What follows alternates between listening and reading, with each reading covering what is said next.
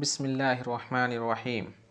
روایت ہے حضرت سمرہ ابن جندب سے، فرماتے ہیں کہ نبی کریم صلی اللہ تعالی علیہ وسلم جب نماز پڑھتے تو اپنی چہرہ انور سے ہم پر متوجہ ہوتے، فرماتے تم میں آج رات کسی نے خواب دیکھا ہے؟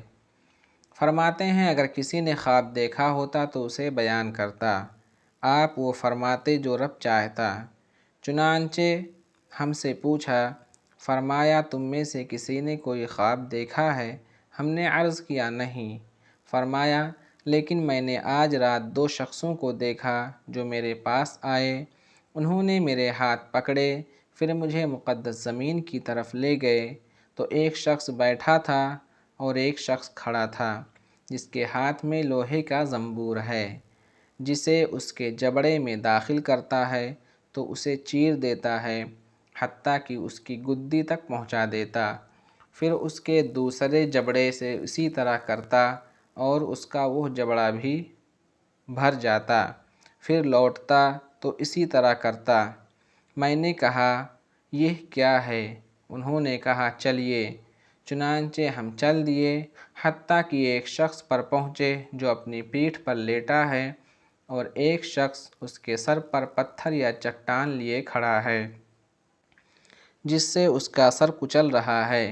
جب اسے مارتا ہے تو پتھر لڑھک جاتا ہے، وہ اسے لینے چلا جاتا ہے تو وہ اس تک لوٹ کر نہیں آتا حتیٰ کہ اس کا سر بھر جاتا ہے اور اس کا سر جیسا تھا ویسا ہو جاتا ہے، پھر وہ لوٹ کر اس تک آتا ہے اور اسے مارتا ہے۔ میں نے کہا یہ کیا ہے؟ وہ بولے چلیے، تو ہم چلے حتیٰ کہ ہم ایک سوراخ تک پہنچے جو تنور کی طرح تھا کہ اس کا اوپر تنگ، نیچا فراخ یعنی کشادہ تھا، جس کے نیچے آگ تھی۔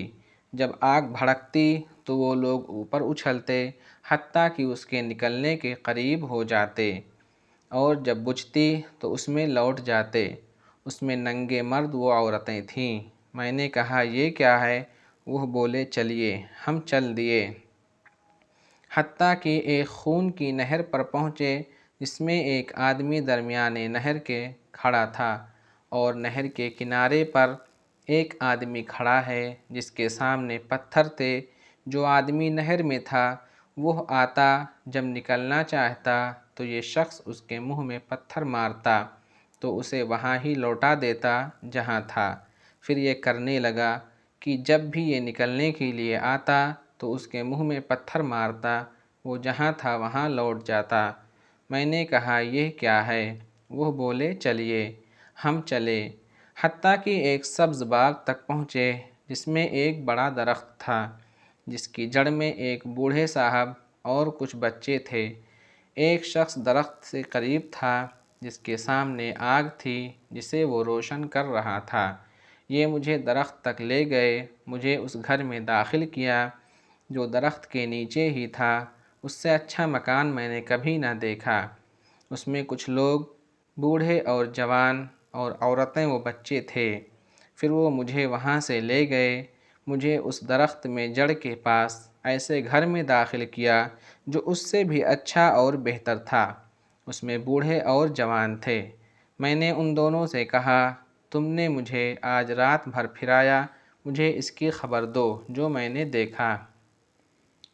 وہ بولے ہاں، لیکن وہ شخص جسے آپ نے دیکھا کہ اس کا جبڑا چیرا جا رہا ہے، یہ وہ جھوٹا ہے جو جھوٹی خبر دیتا ہے جو اس سے نقل کی جاتی ہے حتیٰ کہ سارے ملک میں پھیل جاتی ہے۔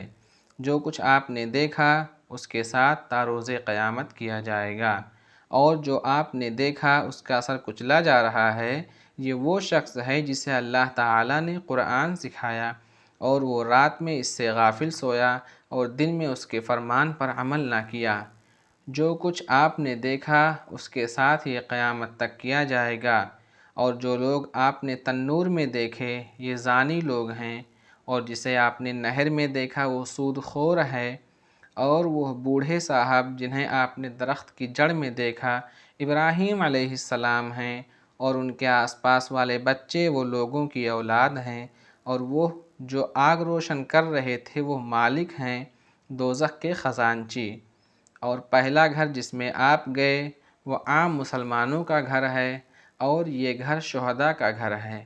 میں جبرائیل ہوں اور یہ میکائیل، اپنا سر تو اٹھائیے۔ میں نے اپنا سر اٹھایا تو ناگاہ یعنی اچانک میرے سر پر بادل جیسا تھا، اور ایک روایت میں ہے کہ سفید تہ بتہ بادل جیسا۔ وہ دونوں بولے یہ آپ کا گھر ہے۔ میں نے کہا مجھے چھوڑو اپنے گھر میں جاؤں۔ وہ بولے کہ ابھی آپ کی عمر باقی ہے جو آپ نے پوری نہیں کی، اگر آپ وہ پوری کر لیتے تو اپنے گھر چلے جاتے۔ بخاری شریف۔